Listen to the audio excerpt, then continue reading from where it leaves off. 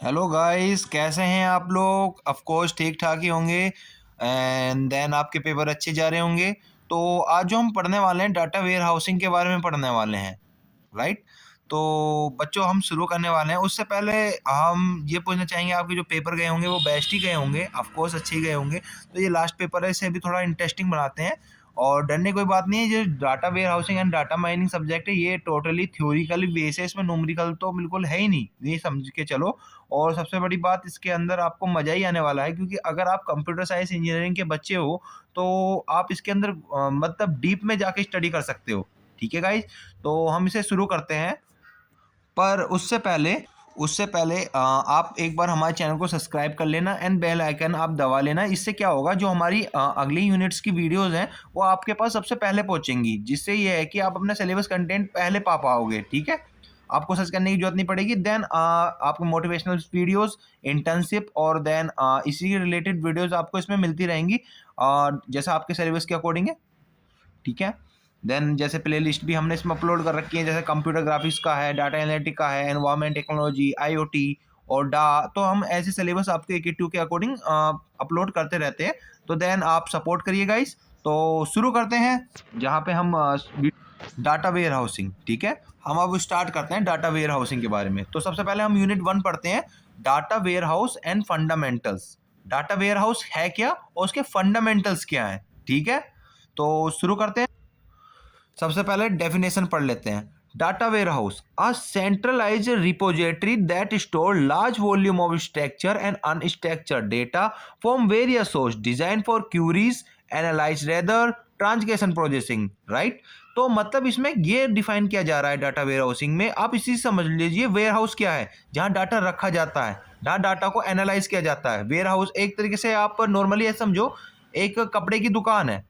कपड़े की दुकान में आपने देखा होगा, कपड़ों का गोदाम होता है, जहाँ पे वो अपना कपड़ा स्टोर करके रखते हैं सीजन के अकॉर्डिंग। जैसे कि सर्दियों का सीजन शुरू होने वाला है, तो वो सर्दियों के अकॉर्डिंग वहाँ कपड़ा स्टोर करेंगे, राइट?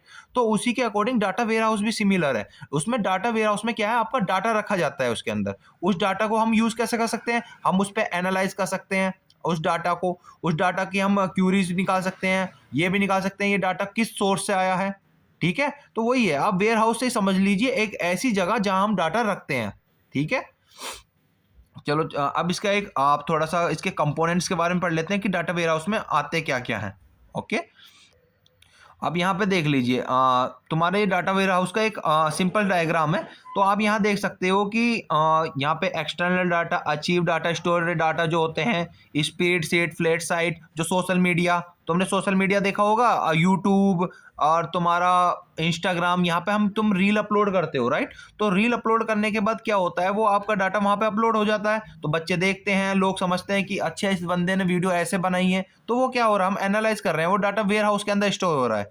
आईओटी डिवाइस सिमिलरली ऐसे समझ लो, इंटरनेट ऑफ थिंकिंग, मतलब किसी फिजिकल चीज में हम अपना क्या कहते हैं, उसमें इंटरनेट यूज करके उसको हम एक माइंड सेट बना सकते हैं। जैसे कि एआई, आर्टिफिशियल इंटेलिजेंसी, आपने सुना होगा।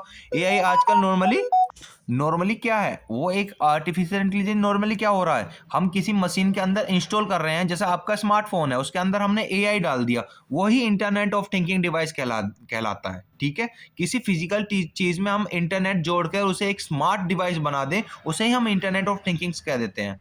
वो भी डाटा सोर्स में आता है। तुम्हारा इंटरनल डिवाइस हो गया, इंटरनल डाटा, एसक्यूएल डाटाबेस आपने सुना होगा, स्ट्रक्चर क्यूरी लैंग्वेज, वो भी एक तुम्हारा डाटा वेयर हाउस में ही आता है। वहाँ डाटा हम स्टोर करते हैं, उसे यूज करते हैं। प्रोडक्शन डाटा, सीआरएम मतलब कस्टमर रिलेशनशिप मैनेजमेंट, हम इसके बारे में आगे भी पढ़ेंगे। ठीक है, और ये तुम्हारा ईटीएल प्रोसेस में जाता है, उसे प्रोसेस करता है लोड को। ठीक है, Meta dash management, multi dimensional data storage layer में आ जाती है। ठीक है, ये ईटीएल प्रोसेस में जाता है सारा डाटा। यहाँ पे क्या है कि आपका डाटा सारा स्टोर होता है, फिर उसे ट्रांसफर करता है, राइट? और फिर इसके अंदर हम बीआई टूल्स, तुमने देखा होगा, उससे हम स्ट्रक्चर फॉर्म में लाते हैं डाटा को। ठीक है, इस फॉर्म में लाते हैं। आप डाटा सोर्स बनाइए, फिर उसे स्टेजिंग एरिया में लेके जाएंगे।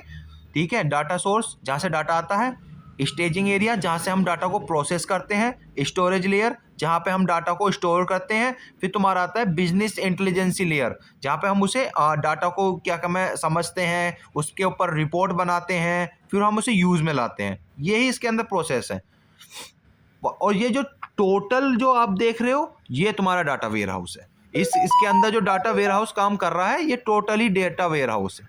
ठीक है, आप समझे, ये जो टोटल है हमारा यही हमारा डाटा वेयर हाउस है। इसमें क्या डाटा प्रोसेस हो रहा है, स्टोर हो रहा है और हम इसे यूज में ला रहे हैं, राइट। अब हम इसके बारे में, अब जो हमने ये पढ़ा है, अब इसके बारे में हम समझ लेते हैं कि क्या क्या इसके अंदर जो कंपोनेंट है, जैसे सीआरएम हो गया था, तुम्हारा आईओटी हो गया था, सोशल मीडिया हो गया था। बस इनके बारे में आप कंपोनेंट पेपर में जब ये आए 7 मार्क्स में, तो पहले आप डाटा वेयर हाउस को एक्सप्लेन करो, देन जो उसके क्या कहते हैं कंपोनेंट्स है उन्हें एक्सप्लेन करो। ये नहीं है कि आप इन सबको भी याद कर सको, इनमें से आप डाटा सोर्स में आप जो मेजर पॉइंट्स है उन्हें याद कर लेना, जैसे social media, IoT device, internal data, archive data, इन सब का स्ट्रक्चर बना लिया, 4-5 लिख लिए, और फिर तुम्हें ईटीएल लिख देना है, उसके बाद स्टोरेज लेयर बना देना है, फिर तुम्हें इसे बिजनेस इंटेलिजेंस लेयर में लिख देना है। इस तरह फॉर्म में भी लिख दोगे तो आपको ये डायग्राम के स्ट्रक्चर के मार्क्स मिल जाएंगे। ओके, अब इनके बारे में पढ़ लेते हैं क्या है। सिंपल है, जैसे डाटा सोर्सेस है, CRM customer relationship management, it's mean हम यहाँ पे क्या कर रहे हैं, जो कस्टमर है वो इंटरेक्ट होता है हमारे मैनेजमेंट में, तो इसके नाम से समझ लो सीआरएम का क्या यूज हो रहा है। यहाँ पे हम कस्टमर का डाटा कलेक्ट कर रहे हैं। ठीक है, अब जैसे कि आजकल अमेजन कंपनी है, अमेजन क्या कर रही है कि आप जैसे सोचते हो, जैसे आपने अपने बकेट में शूज रख लिए, तो वो उसी के रिलेटेड आपको होम पेज पर क्या दिखाएगा, होम पेज पर जूते की रिगार्डिंग आपको एग्जांपल के लिए शॉपिंग करने के लिए प्रोडक्ट डालता रहेगा। उन्हें पता है कि आप जूते देख रहे थे कुछ दिनों पहले और आपने बकेट में भी जूते डाले हैं, तो वो होम पेज पर ज़्यादा से ज़्यादा आपको जूते ही दिखाएगा, जिससे आप अट्रैक्ट हो और जूते परचेज कर लें। ठीक है, तो वही हम यहाँ पे कस्टमर रिलेशनशिप मैनेजमेंट के द्वारा करते हैं, हम कस्टमर का डाटा कलेक्ट करते हैं। सिंपल सी बात है, यहाँ पे आप उनके टाइटल से ही समझ लो कि वो क्या एक्सप्लेन करने जा रहा है। Software that manage companies interaction with customer, साफ लिखा है, कंपनी क्या कर रहा है, कस्टमर के इंटरेक्ट करके उसका डाटा कलेक्ट कर रहा है। कंटेंट क्या होता है, कस्टमर का कंटेंट, जैसे परचेज हिस्ट्री, जो अभी आपको बताया था, आपके बकेट में जूते आपने रख लिए हैं कि मैं बाद में परचेज करूंगा, इसलिए मैं बकेट में ऐड कर लेता हूं, तो वो क्या है, आपकी परचेज हिस्ट्री से क्या कर रहा है, एनालाइज कर रहा है।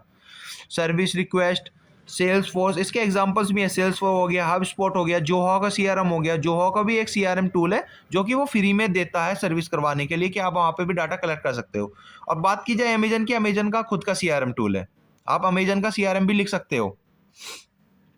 एंटरप्राइज रिसोर्सेज प्लानिंग, ये भी लगभग सीआरएम की तरह प्लान है। यहाँ पे क्या हो रहा है, यहाँ पे बिजनेस प्रोसेस का मैनेजमेंट हो रहा है, वहाँ कस्टमर से इंटरेक्ट हो रहा था, यहाँ बिजनेस का मैनेजमेंट हो रहा है कि हमारा कितना फंड हमने रेज करा है, कितना हमारा काम लॉस में चल रहा है, हमने कितना प्रॉफिट लिया है इस बिजनेस से, तो वो सारा हम एंटरप्राइज रिसोर्सेज प्लानिंग के द्वारा देखते हैं। टाइटल से समझो कि वो क्या एक्सप्लेन करना जा रहा है, वही है integrated software for managing business process, right. Content क्या क्या है, फाइनेंस है, एचआर है, इन्वेंट्री है, सप्लाई चेन डेटा कि हमारा डाटा कहाँ कहाँ भेजना है। एग्जाम्पल के लिए ओरेकल ईआरपी हो गया, माइक्रोसॉफ्ट डायनेमिक हो गया, ये ऐसे सॉफ्टवेयर है जो आपको रेंट पे दिए जाते हैं, आप इसे यूज कर सको। ठीक है, चलते हैं अगले टॉपिक पे। Why important data warehouse, सीधी सी बात है, ये डाटा वेयर हाउस के लिए इंपॉर्टेंट क्यों है, जिससे हम कस्टमर के ऑपरेशनल डाटा से हम बिजनेस के लिए यूज कर सकें। इसी आज के दिन में ही डाटा इतना इंपॉर्टेंट हो गया है कि डाटा के बिना तो बिजनेस ही नहीं है। जिसके पास ज़्यादा डाटा होगा, जिसके पास समझने की शक्ति होगी डाटा के जरिए, तो वो आज के टाइम पे सबसे बढ़िया बिजनेसमैन है आज के रियलिटी में। वही है कि हम उसे एनालाइज कर सकते हैं, सेल्स के ट्रेंड को, कस्टमर के बिहेवियर्स को, ऑपरेशन एफिशिएंसी को।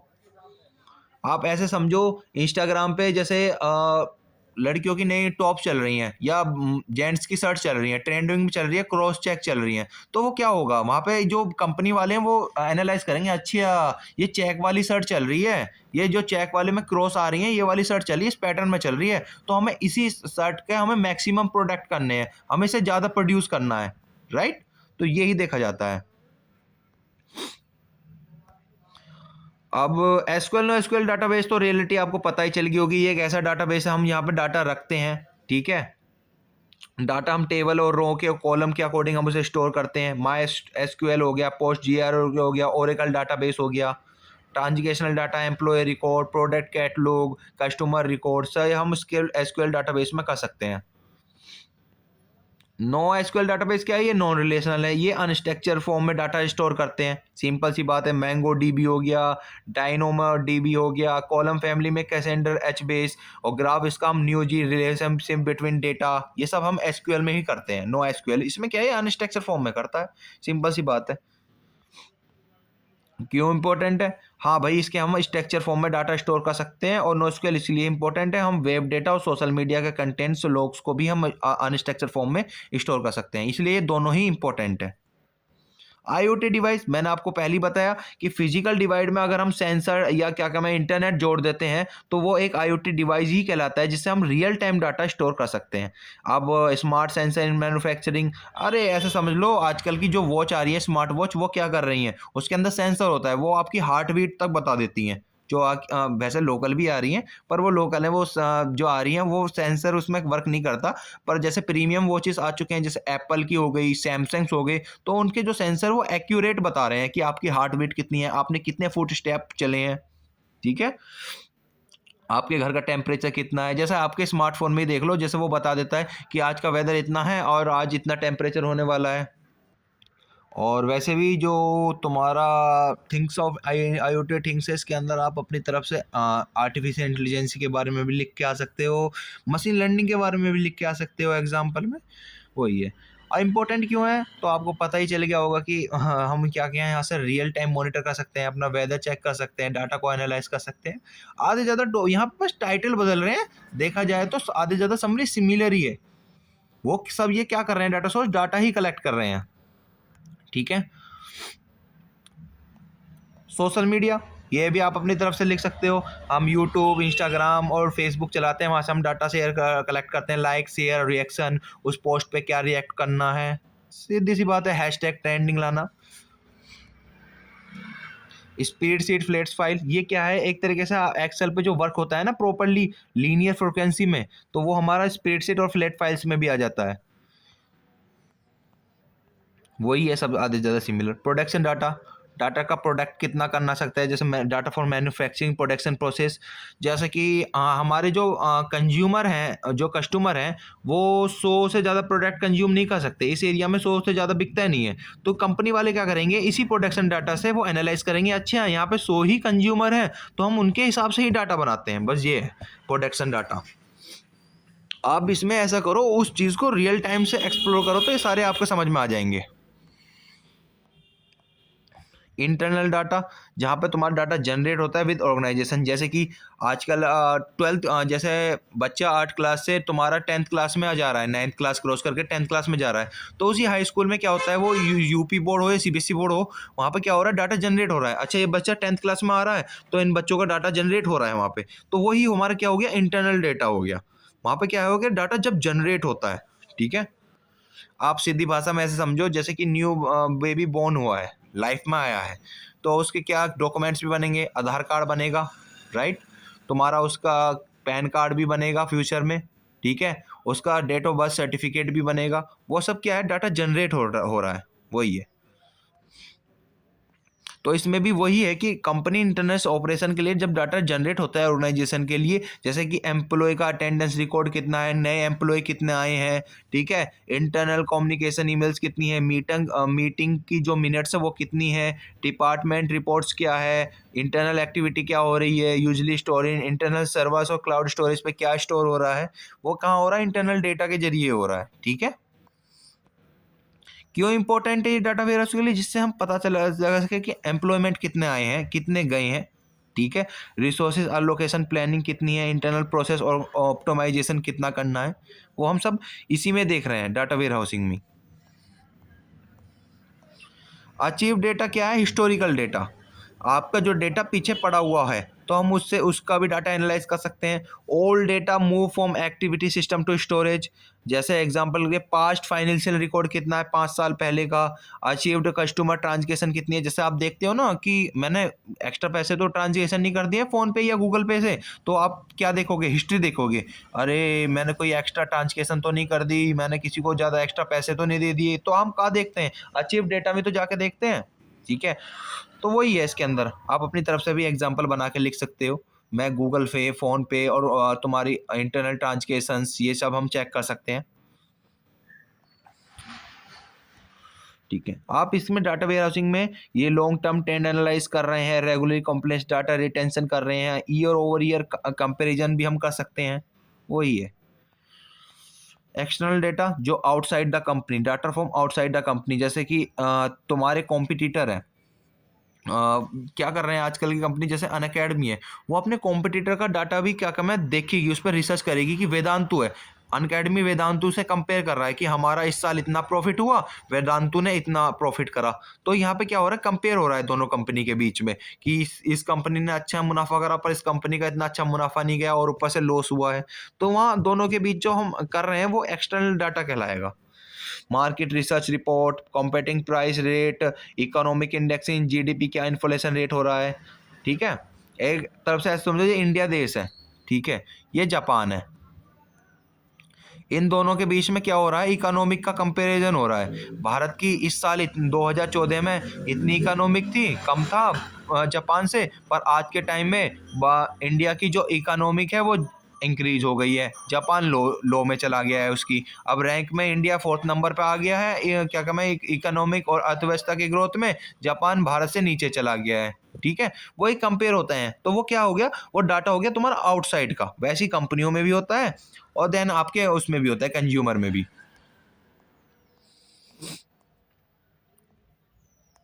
हाँ जी, अब डाटा स्टेजिंग एरिया जो बीच में आया था, डाटा स्टेजिंग एरिया मतलब ईटीएल प्रोसेस, जहाँ पे ये सारा डाटा कलेक्ट होके ईटीएल प्रोसेस से जाता है, ठीक है, वो हमारा डाटा स्टेजिंग एरिया आ गया।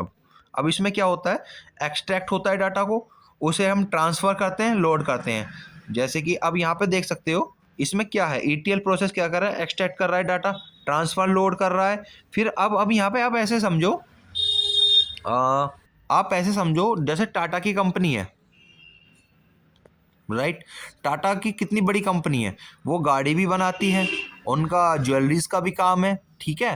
तो उनका तुम्हारा मैन्युफैक्चरिंग ट्रक का भी काम हो गया, जैसे व्हीकल्स में ट्रक्स आते हैं उनका भी काम करता है। तो इतना ही नहीं, उनका क्या कहना है, चिप बनाना और स्टील और आयरन बनाने का भी काम है, ठीक है। यहाँ पे क्या है, इतना सारा जो डेटा है वो सारा डाटा कहाँ जाता है, फिर कलेक्ट होकर टाटा कंपनी के पास जाता है। वो देखता है कि कौन सी कंपनी नुकसान में चल रही है, कौन सी कंपनी यूज़ हो रही है, ये जो कहलाता है, जो सारा डाटा एक जगह आता है कलेक्ट करके, तो वो हम कहते हैं उसको staging area. Data staging area, जहाँ पे हम डाटा को कंबाइन करते हैं, फिर उस पे भी एनालाइज करते हैं, देन उसको भी प्रोसेस में लेते हैं, ठीक है। तो तुम्हारे जो डाटा स्टेजिंग एरिया में जो आते हैं, वो आते हैं ईटीएल प्रोसेस, डाटा इंटीग्रेशन, वहाँ पर जहाँ पे डाटा कंबाइन होता है, डाटा क्लीनिंग, जो भी इनकॉन्शियस डाटा और जो हमारे लिए यूज़फुल नहीं है उसे रिमूव करके जो डाटा मिलता है उसे डाटा क्लीनिंग कह देते हैं। तो ये हमारे डाटा स्टेजिंग एरिया में आते हैं, ठीक है। अब आता है हमारा स्टोरेज लेयर्स। तो स्टोरेज लेयर में क्या है, जहाँ पे डाटा फिर स्टोरेज होता है, जैसा metadata manager handle information about data, data warehouse, central repository, data mart, subset to specific department. फिर उसके बाद भी हम डाटा को स्टोरेज लेयर में जाके स्टोर करते हैं, ठीक है। यही प्रोसेस होता है डाटा वेयर हाउस का। अब समझिए कि डाटा वेयर हाउस के अंदर हम डाटा ही स्टोर करते हैं, एक ऐसी जगह जहाँ पे आधे से ज़्यादा कलेक्ट होते हैं, डाटा सोर्सेज से हम डाटा कलेक्ट कर लेते हैं।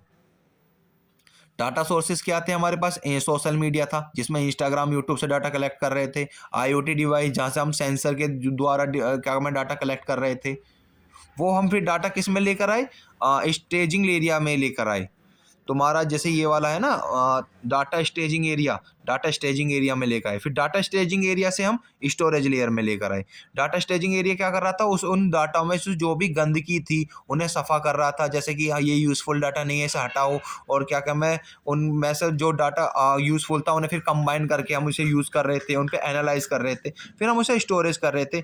जो कि आपने देखा होगा, तुम्हारा ये स्टोरेज लेयर आ गया, इसमें डाटा को हम स्टोरेज कर रहे थे, मेटा डाटा मैनेजर में, डाटा वेयर हाउस में, डाटा मार्ट्स में, हम यहाँ पे आराम से डाटा को स्टोर कर रहे थे, ठीक है।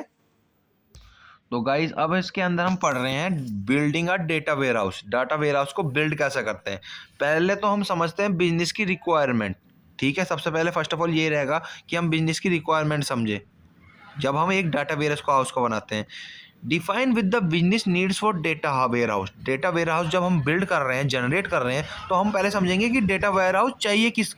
जैसे कि आप ऐसे समझ लो, एक एग्जांपल ले लेते हैं, एक कपड़े की दुकान ही ले लेते हैं, क्लॉथ की शॉप है, हमें क्लॉथ के लिए डाटा वेयर हाउस कलेक्ट करना है।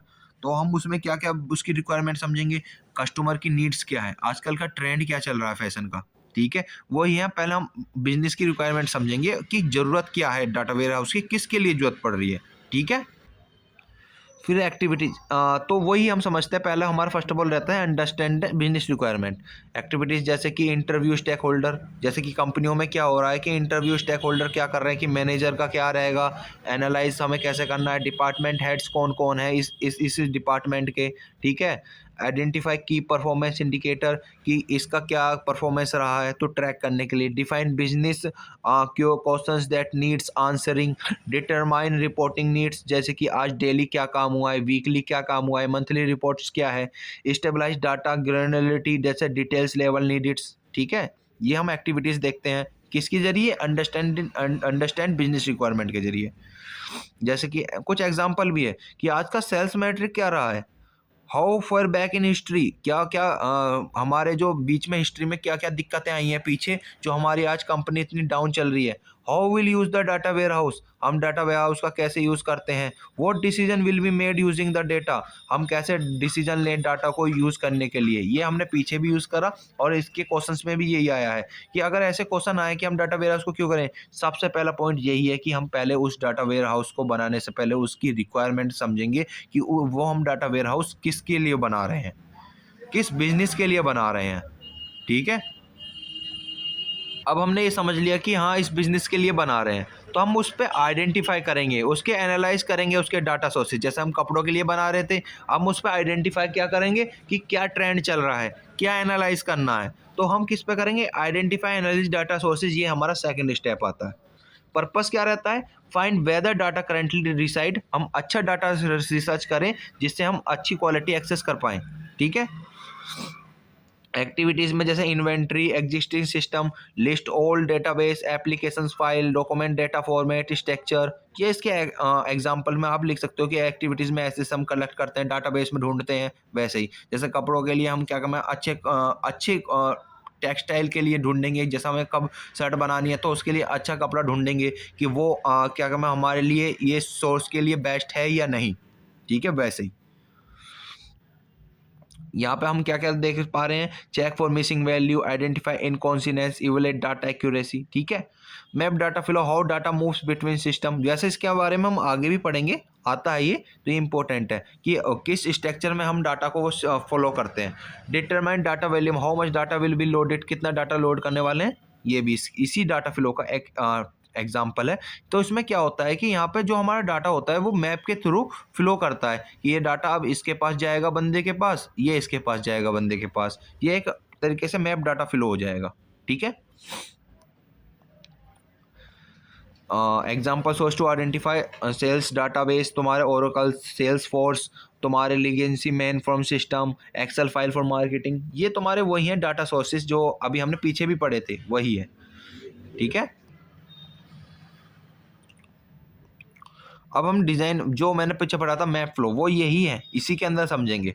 जैसे डिज़ाइन स्कीमा क्या है, choose how data will organise in the warehouse, कैसे डाटा वेयर हाउस में ऑर्गेनाइज होता है, किस स्ट्रक्चर फॉर्म में डाटा स्टोर होता है। सबसे पहला आता है स्टार स्कीमा, यहाँ स्टार स्कीमा से समझ लो कि अंदर एक स्टार है और स्टार के जरिए वो डाटा वेयर हाउस के जरिए वो डाटा शेयर कर रहा है, तो वो इसके अंदर है। तो इसमें एग्जाम्पल दे रखा है, एक फैक्ट टेबल है, तो उसके डायमेंशन के अकॉर्डिंग डेटा यहाँ पे क्या हो रहे हैं, डिवाइड हो रहे हैं, ठीक है?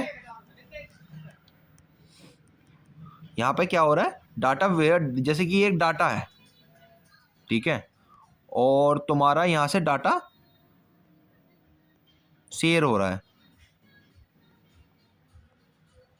तो ये क्या हो रहा है, ये एक स्टार स्कीमा हो गया कि बीच में एक सेंट्रलाइज डाटा है जहाँ से वो डाटा शेयर कर रहा है। सिंपल क्यूरी है, फास्ट परफॉर्मेंस है, सीधी सी बात है कि सिंपल फॉर्म है, एक डाटा भी सेंटर में से वो डाटा शेयर कर रहा है। ये है, आप ऐसे समझ लो कि जैसे कि आपने ग्रुप बना रखा है बच्चों का, ठीक है, स्टूडेंट का ग्रुप है, उसमें 10 बच्चे हैं, तो आपके पास इंपॉर्टेंट नोट्स और क्वेश्चंस हैं, जैसे डाटा वेयर हाउसिंग के इंपॉर्टेंट क्वेश्चंस के नोट्स और वो रखे हैं आपके पास, तो आप क्या करोगे, ग्रुप में सेंड कर दोगे, ग्रुप में सेंड करा सिंपल फॉर्म में, तो वो 10 बंदों के पास पहुंच गई। तो वो इसमें स्टार स्कीमा में यही एक्सप्लेन करना चाह रहा है कि एक सोर्स से वो 10 बच्चों से कनेक्ट कर पा रहा है। एग्जाम्पल के लिए सिंपल क्यूरीज है, पास्ट परफॉर्मेंस है, और प्रोडक्ट टाइम, कस्टमर डायमेंशन इसमें हम यूज़ कर पाते हैं। ठीक है, अब स्नोफॉल स्कीमा क्या है? स्नोफॉल आप ऐसे समझो कि यहाँ पे एक सेंट्रलाइज डाटाबेस है। ठीक है, अब यहाँ पे क्या कर रहा है, यहाँ पे सेंट्रलाइज कर रहा है डेटा को स्टार स्कीमा के तरीके, राइट। स्टार स्कीमा में था कि वो डाटा को डिस्ट्रीब्यूट कर रहा है, पर अब यहाँ क्या कर रहा है, जो डाटा इसने शेयर कर रहा है वहां से भी डाटा शेयर हो रहा है। अब यहां से भी डाटा शेयर हो रहा है। बस इसका यही हो गया स्नोफॉल क्या कहना स्कीमा, कि उस डाटा से भी शेयर हो रहा है। अब समझे? देखा फैक्ट, इसमें देख सकते हो फैक्ट टेबल, और फैक्ट टेबल से में उसके भी डायमेंशन हुए और देन उसके भी सब डायमेंशन में डिवाइड हुआ। बस यही है। यही नहीं कि आप इस फॉर्म में डायग्राम बनाओ, इस फॉर्म में भी डायग्राम बना के आ सकते हो, जो मैंने अभी आपको एक्सप्लेन करा था।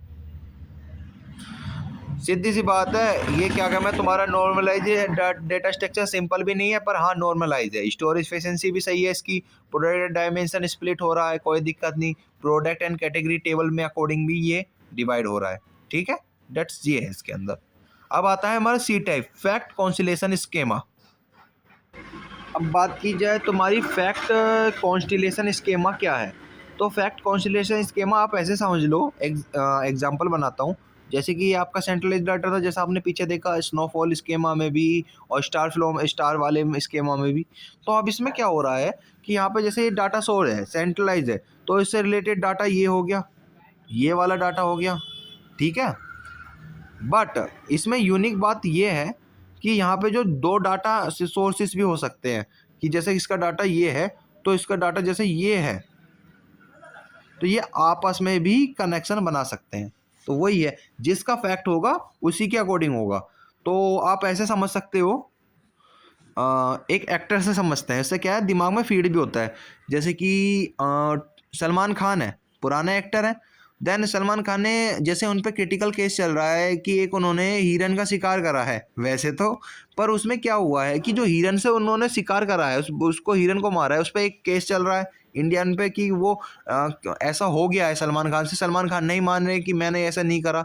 देन दूसरी तरफ क्या हो रहा है कि ये बेस्ट एक्टर है, बढ़िया एक्टिंग करता है। इसकी आज एक नई पिक्चर आई है टाइगर जिंदा है, तो उसमें क्या हो रहा है कि वो एक्टिंग भी कर रहा है और दूसरी तरफ केस भी हो रहा है, पर दोनों के फैक्ट एक ही है कि वो सारे फैक्ट एक ही एक्टर पे जा रहे हैं। ठीक है, तो ये यहाँ पे क्या हो रहा है कि फैक्ट के अकॉर्डिंग यहाँ पे स्ट्रक्चर बना हुआ है।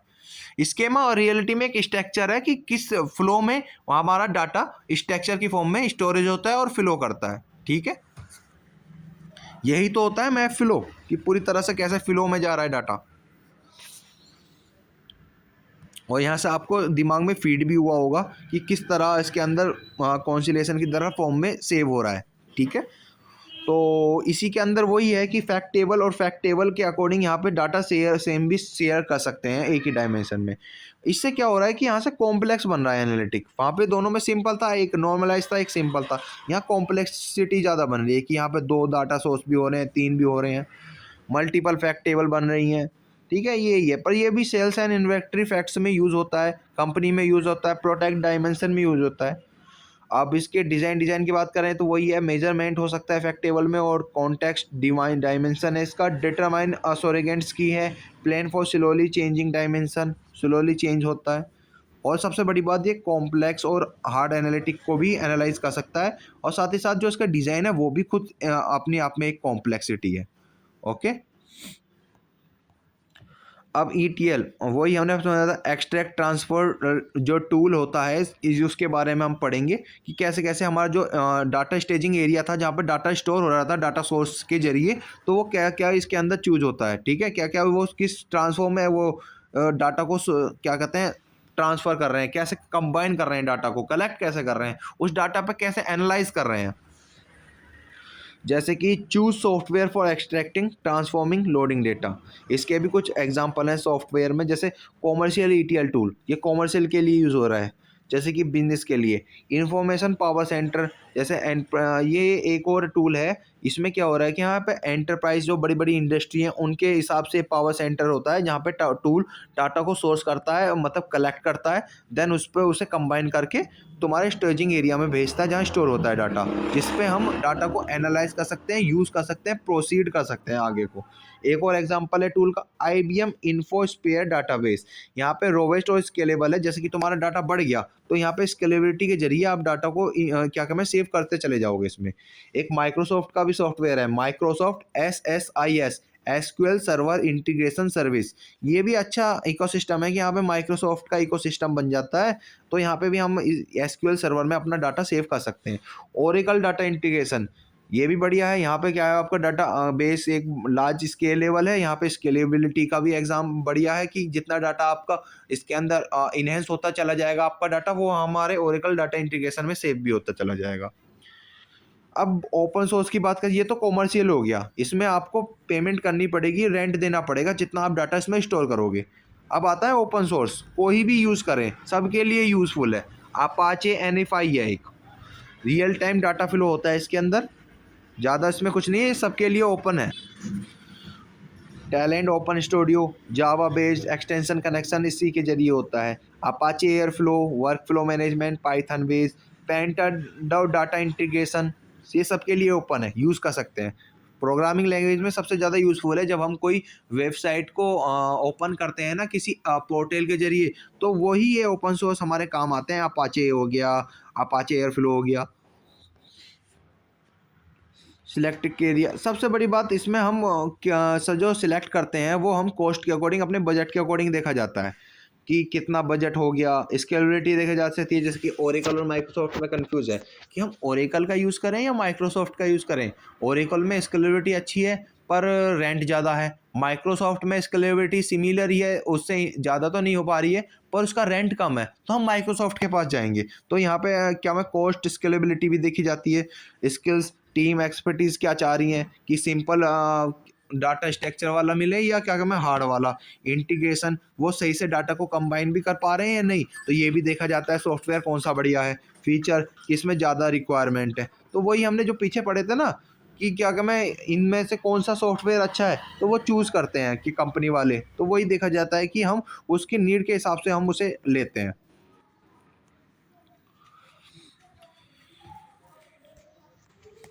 चलो हम नेक्स्ट टॉपिक पे चलते हैं। अब यहाँ पे क्या है कि ETL process, purpose build automated pipeline for data movement. तो ये वही है कि यहाँ पे हम ETL प्रोसेस को किस टाइप में फेस कर पा रहे हैं कि उसे पाइपलाइन और डाटा के मूवमेंट के थ्रू हम डाटा को प्रोसेस कर पा रहे हैं। सीधी सी बात से समझ लो, पाइपलाइन रिलेट क्या कर रहा है कि डाटा का प्रोसेस कैसा हो रहा है, डाटा को हम क्लीन कर रहे हैं, डाटा का इंटीग्रेशन कर रहे हैं, तो वो फिर उसे हम आगे मूवमेंट के लिए फ्लो कर रहे हैं। डाटा का प्रोसेस में क्या है कि पहले हम डाटा को एग्रीगेट करेंगे। आप ऐसे समझो, डाटा को कलेक्ट करा, ठीक है, डाटा हमारे यहाँ पे कलेक्ट हुआ। अब डाटा को हमने क्या करा, कंबाइन कर लिया, फिर हमने उस डाटा को क्या करा, प्रोसेस करा। फिर हम डाटा में जो भी इसके अंदर अनयूजफुल डाटा था उसे हम क्या करेंगे, उसे एक्सट्रैक्ट कर लेंगे, उसे निकाल देंगे, ठीक है। देन दी लास्ट में डाटा को हम यूज़ में लेते हैं, उसे फिर एनालाइज करते हैं। तो ये जो प्रोसेस हो रहा है, डाटा की क्लीनिंग भी हो रही है, डाटा को हम कलेक्ट कर रहे हैं, ये क्या एक तरीके से पाइपलाइन है जहाँ पे हमारा डाटा मूवमेंट हो रहा है, ठीक है। वही है, देखो इसमें भी सिंपल से वही है, सोर्स सिस्टम से हम एक्सट्रैक्ट कर रहे थे, फिर उसे हम स्टेजिंग एरिया में ला रहे थे। वही सोर्स सिस्टम में क्या थे हमारे, IoT डिवाइसेस जो सेंसर के द्वारा डाटा कलेक्ट कर रहे थे, और क्या क्या थे, सोशल मीडिया था जिससे हम डाटा कलेक्ट कर पा रहे थे, और क्या क्या हो सकते हैं, अचीव डाटा जो हमारा पुराना हिस्ट्री में डाटा पड़ा है, ठीक है। फिर एक्सट्रैक्ट में क्या था, एक्सट्रैक्ट में क्या था, ETL प्रोसेस जो हम अभी पढ़ रहे हैं। तो ETL प्रोसेस में हम क्या कर पा रहे थे कि उन डाटा को प्रोसेस कर पा रहे थे, डाटा को कंबाइन कर पा रहे थे, डाटा इंटीग्रेशन था। स्टेजिंग एरिया में क्या था, डाटा वेयर हाउस था, डाटा को जो हम स्टोर कर रहे थे, मेटा डाटा था, डाटा मार्ट था, ये था इसका। और ये जो सारा प्रोसेस क्या होता है, ये डाटा वेयर हाउस का होता है, ठीक है। और इसी इसी में ये जो प्रोसेस हो रहा है और ये जो डाटा फ्लो हो रहा है, इसे हम क्या कहते हैं, पाइपलाइन कहते हैं। तो यहाँ पे ETL ने क्या समझाने की कोशिश करी है, एक्सट्रैक्ट जो कर रहा है इसके अंदर पोजीशन में जो हो रहा है, यही हमारा पाइपलाइन है कि डाटा इस पोजीशन में जा रहा है। सॉरी।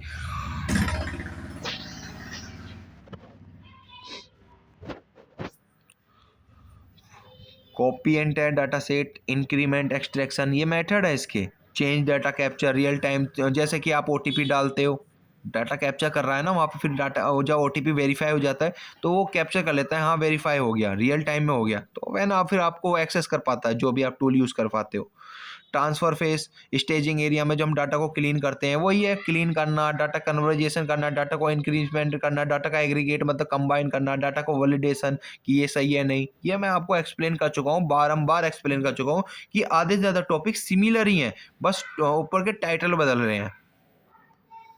चीज़ को समझो, उसे रियल वर्ल्ड से कनेक्ट करो और ये आपके अंदर कंबाइन होते चले जाएंगे। इजी सब्जेक्ट है, ज़्यादा कुछ है ही नहीं, उस सारा सब्जेक्ट का ही नाम यही है कि data warehousing, data mining, बस वही है। वही क्लीन डेटा लोड फेसिस क्या हो सकते हैं, क्लीन डेटा लोड करना, फिर डाटा को वेयर हाउस में स्टोर करना। Method full loaded, replace entire table, increment load और upsert, update, exciting, insert, new, schedule, daily, hourly और रियल टाइम लोडिंग, ये इस टाइप के मेथड है। अब 6 टॉपिक्स क्या है हमारा, build storage layer. Storage layer build कैसे होता है, वही सीधी सी बात है, जहाँ पे हमारा डाटा स्टोर होता है। फिजिकल डाटा इंफ्रास्ट्रक्चर के जरिए, जैसे कि hardware, cloud selection, on premise physical server में डाटा आपका सेव होगा, क्लाउड में नेटवर्क के जरिए AWS, Redshift, Google BigQuery, Azure, Synapse, ये ऐसे क्लाउड स्टोरेज हैं जहाँ पे आपका डाटा स्टोर हो सकता है। हाइब्रिड, यहाँ पे आप ऑनलाइन और फिजिकल दोनों डाटा में स्टोर कर सकते हो, ठीक है। डाटाबेस सेटअप क्या है, install and configuration database store software, ठीक है। Create table according to schema design, setup पोर्टिफाई by data region ETC, configuration, indexing for performance, stabilize backup procedure, ये हम डाटाबेस का सेटअप कर सकते हैं इसके जरिए। आप इन्हें स्टेप के जरिए भी एक्सप्लेन करके आ सकते हो पेपर में, स्टेप 1, स्टेप 2, स्टेप 3, ठीक है। Storage configuration, right, configuration for redundancy, storage area, network, data comparison setting, archiving storage for all data, ये स्टोरेज का कॉन्फ़िगरेशन, इस तरह से भी हम डाटा को स्टोर कर सकते हैं। अब नंबर 7 है इम्प्लीमेंट मेटा डाटा मैनेजमेंट। जो मेटा डाटा है वो कैसा मैनेजमेंट करता है, ठीक है। Document and manage information about the data, वही है कि डाटा को मैनेज करना और उसे स्टोर करना, वही इसी का भी काम है। टेक्निकल मेटा डाटा जैसे टेबल नेम हो गया, कॉलम डाटा टाइप हो गया, ये डाटा को मैनेज करता है। ETL job schedule dependency, data link source to target mapping, transform rules, ठीक है। अब business metadata, column description in business terms, data owners and stewards, data query rules, business definitions, ठीक है। Tools for metadata management, इसके भी tools हैं। तुम्हारा कॉलिब्रा हो गया एंटरप्राइज डाटा गवर्नेंस के लिए, Alation data catalog and searching के लिए, Apache Atlas open source metadata framework है, custom solution home ground documentation के लिए, ये तुम्हारे टूल्स हैं जो इसके अंदर यूज़ हो रहे हैं। ओपन सोर्स के लिए अपाची का यूज़ हो रहा है, तो होम ग्राउंड डॉक्यूमेंटेशन के लिए कस्टम सोल्यूशन का यूज़ हो रहा है। बेनिफिट क्या है, easier data discovery, implicate analyse कर पा रहे हैं और कंप्लाइंस कर पा रहे हैं। फिर एक और आ गया ऑप्शनल में, डाटा मार्ट हो गया। Number 8 topics, build specialise subset for department, ठीक है। टाइप्स ऑफ डेटा मेट के सेल्स डाटा मेट हो गया, फाइनेंस डेटा मेट हो गया, मार्केटिंग डेटा मेट हो गया, HR डाटा मेट हो गया। यहाँ पे एम्प्लॉय का डाटा सेव हो रहा है, मार्केटिंग डाटा मेट के लिए कंपेन परफॉर्मेंस हो रही है, लीड ट्रैकिंग हो रही है, फाइनेंस के लिए बजट, कितना एक्सपेंस हो गया, कितना रेवेन्यू जनरेट करा सेल्स डाटा मेट में, कि हमें कितनी सेल्स करी है, कितना बेचा है सामान, कितना हमारे से कस्टमर इंटरेक्ट हुआ है, ठीक है। खैर इतना तो समझ में ही आ रहा होगा कि डाटा कितना इंपॉर्टेंट है। उसी से अप्रोच के जरिए हम आज इसमें चल रहे हैं। अब बात की जाए क्या क्या अप्रोचेस हैं। डिपेंडेंट डाटामेट होता है, इंडिपेंडेंट डाटामेट होता है। डिपेंडेंट मतलब किसी पे डिपेंड होता है हमारा डाटामेट, मतलब build from data warehouse top to down. और इंडिपेंडेंट डाटामेट क्या होता है कि build directly from source bottom up. चलो एक 9 वाला टॉपिक पढ़ते हैं, integrate OLAP and BI tools. ये दोनों ही डाटा टूल्स हैं जो क्या कहते हैं हमारे स्टोर करते हैं डाटा को, इनेबल कर देता है तुम्हारा डाटा एनालाइज और विजुअलाइजेशन, इन दोनों का अगर कंबाइन हो जाए। ओलैप क्या था, ऑनलाइन एनालिटिक प्रोसेसिंग, मतलब ऑनलाइन हमारा जो एनालिटिकल करता है, प्रोसेस को एनालाइज करता है, तो आप इसमें ऐसे समझ सकते हो कि ऑनलाइन एनालिटिक प्रोसेसिंग क्या कर रहा है कि मल्टी डायमेंशनल ओलैप मतलब cube based fast pre aggregating ROLAP मतलब रिलेशनल ओलैप मतलब एसक्यूएल बेस्ड फ्लेक्सिबल डिटेल्स, ये हमारा रोलैप के जरिए होता है। हेलो मतलब हाइब्रिड ओलैप मतलब ये दोनों का कंबाइन के जरिए डाटा को प्रोसेस करता है। ठीक है। बिजनेस इंटेलिजेंस टूल क्या है, ये टेबल के फॉर्म में डाटा को स्ट्रक्चर फॉर्म में स्टोर करता है। सबसे बड़ी बात ये तुम्हारा जो डाटा होता है ना, उसे वो ग्राफ के जरिए रिप्रेजेंट करता है कि इतना डाटा तुम्हारा इस मेटा के पास है, इतना डाटा तुम्हारा फेसबुक के पास है, इतना डेटा तुम्हारा क्या कहते हैं यूट्यूब के पास है, इतना वाला डाटा तुम्हारा किसी AKTU के पास है कि तुम्हारा जो पेपर हो रहा है इन बच्चों के इतना डाटा कलेक्ट हो रहा है। तो ये जो ग्राफ बन रहा है ना, इसमें रिप्रेजेंट करता है डाटा को। बस इतना सा खेल है इनका। और ज़्यादा टॉपिक भी सिमिलर है कि यहाँ पे इंश्योर करता है सिस्टम का रिलायबिलिटी, परफॉर्मेंस और सिक्योरिटी के चेकिंग के लिए ये टेस्ट ऑप्टिमाइज सिक्योर आता है। आप ये अपनी तरफ से भी पढ़ सकते हो। यूनिट टेस्ट मतलब इंडिविजुअल ETL कंपोनेंट्स का टेस्ट कर सकते हो। कंबाइंड टेस्टिंग भी हो सकती है, तुम्हारा रिग्रेशन टेस्टिंग भी हो सकती है, परफॉर्मेंस की टेस्टिंग, ये परफॉर्मेंस सही कर रहा है या नहीं कर रहा। यूज़र एक्सेप्टेंस टेस्टिंग भी कर सकते हो। ऑप्टोमाइज, हम उसे ऑप्टोमाइज़ कर सकते हैं, क्यूरी को ऑप्टोमाइज़ कर सकते हैं कि सर जो क्यूरी है हमारी उसे फास्ट कर दो, उसे स्लो कर दो। Index optimise, partitioning, material views, cache configuration, security का इम्प्लीमेंटेशन भी कर सकते हैं, authentications, authorisation, data encryption, audit logging, data masking, compliance. ठीक है। मल्टी प्रोसेस आर्किटेक्चर मैपिंग भी कर सकते हैं, symmetric multi processing, massively parallel processing, distributed storage, parallel ETL। ये हमारा जो होता है मल्टीपल जो प्रोसेस होते हैं ना आर्किटेक्चर के, वो उसको करने की काम कर सकता है। ऐसा समझ लो कि एक साथ मल्टीटास्क करना। 7 मार्क्स में ही आ जाता है database system versus data warehouse. Database system क्या है, डाटा वेयर हाउस क्या है। ये सीधी सी बात है, रियल टाइम ट्रांसलेशन प्रोसेसिंग को देखता है, पर ये एनालिटिक प्रोसेसिंग को देख लेता है। Work from translation data store consider historical data पे बेस पे हम डाटा को स्टोर करते हैं। ये नॉर्मलाइज होता है, रिड्यूस्ड क्या कहते हैं तो तुम्हारा रिड्यूस्ड रिडेंसी। ये डी नॉर्मलाइज होता है, स्केमा बेस्ड होता है, जो हमने पीछे पढ़ा था स्टार स्केमा, सिनोफॉल स्केमा। ये यूज़ करता है ओलैप, वही ट्रांसलेशन करता है, पर हम ओलैप का हम यहाँ पे एनालाइज के लिए यूज़ करते हैं कि डाटा को एनालाइज कैसे करना है। और ये सिंपल क्यूरी और रियल टाइम ऑपरेशन पे वर्क करता है डाटाबेस सिस्टम, पर ये कॉम्प्लेक्स होता है, एनालिटिक ऑपरेशन पर ये काम करता है। इसका प्रोसेस शॉर्ट टर्म के लिए होता है, इसका प्रोसेस लॉन्ग टर्म के लिए होता है। बस इसमें माइनर ये डिफरेंस है कि रियल टाइम पर डाटाबेस सिस्टम वर्क करता है, और तुम्हारा हिस्टोरिकल डेटा हो गया और एनालिटिकल डेटा हो गया, उसके लिए डाटा वेयर हाउस पे वर्क होता है। Multi dimensional data models similar है तुम्हारा स्टार स्कीमा, सिनोफॉल स्कीमा और फैक्ट कॉन्सिलेशन। ये टॉपिक मैंने आपको प्रीवियस में पढ़ा भी दिए हैं, वही हमारा मल्टी डायमेंशनल डाटा मॉडल्स भी कहलाते हैं। ठीक है। और डाटा क्यूब्स भी वही है कि तुम्हारा जो डाटा यहाँ पे स्टोर होता है, multi dimensional array represent data across dimension, time, product, locations. वो होता है हमारा data cube, explain sales, product, location, time. और देन डाटा क्यूब्स को जो हम स्टार स्कीमा सेंट्रलाइज डाटा के वजह से जो शेयर करता है, वो हमारा स्टार स्कीमा हो गया। और स्नोफॉल जो हो गया कि उसी डाटा से जो शेयर हो रहे हैं डाटा को, वो हमारा स्नोफॉल हो गया। और जहाँ पे फैक्ट के अकॉर्डिंग यहाँ पे जो इनके डाटा हैं वो आपस में शेयर भी कर पा रहे हैं, और इसमें मल्टीपल डाटा सोर्स भी हो रहे हैं, वो हमारा फैक्ट कॉन्सिलेशन स्कीमा की वजह से हो गया। यहाँ पे फैक्ट की वजह से डाटा शेयर हो रहा है। ठीक है। स्कीमा मैं ऑलरेडी एक्सप्लेन कर चुका हूँ, देन आप वो उन्हें डिफाइन कर देना। तो यहाँ पे इसके कुछ की कंसेप्ट है। Factless table, foreign key, primary key. Factless क्या है कि fact table with no attribute, जो जिसमें फैक्ट ही नहीं है तो उसके एट्रीब्यूट होंगे कहाँ। फॉरेन की क्या हो गया, in fact table reference dimension table. Fact table में क्या हो गया, उनके जो फैक्ट होते हैं उसके अकॉर्डिंग डिफाइन कर देना। प्राइमरी की इन डायमेंशन टेबल, वो डायमेंशन के जरिए डिफाइन कर रहे हैं। ओके। तो गाइस यहाँ पे आपका एक यूनिट 1 कंप्लीट हो गया है। ठीक है। हमने यहाँ पे स्कीमा के बारे में पढ़ा, कैसे डाटा वेयर हाउस फ्लो में क्या कहते हैं शेयर करता है, किस तरह डाटा को हम मैनेज करते हैं, किसके हिसाब से हम डाटा वेयर हाउस को यूज़ में लाते हैं, क्यों डाटा वेयर हाउस की ज़रूरत पड़ी, ये सब हमने इसमें टॉपिक में कंबाइन करें। ठीक है, हम इतने मिलते हैं आपको नेक्स्ट वीडियो में। तो आप हमारे चैनल को सब्सक्राइब करके रखें, जिससे आपको अगली यूनिट भी सबसे पहले इन्फॉर्म हो सके। और देन थर्ड टॉपिक इस जो इसके नोट्स हैं वो आपको हमारे ग्रुप में मिलेंगे, जो कि हमारे बायो में डिस्क्रिप्शन में है। तो आप हमारे व्हाट्सएप ग्रुप को ज्वाइन कर लेना, आपको वहाँ से नोट्स मिल जाएंगे फ्री ऑफ कॉस्ट। ठीक है।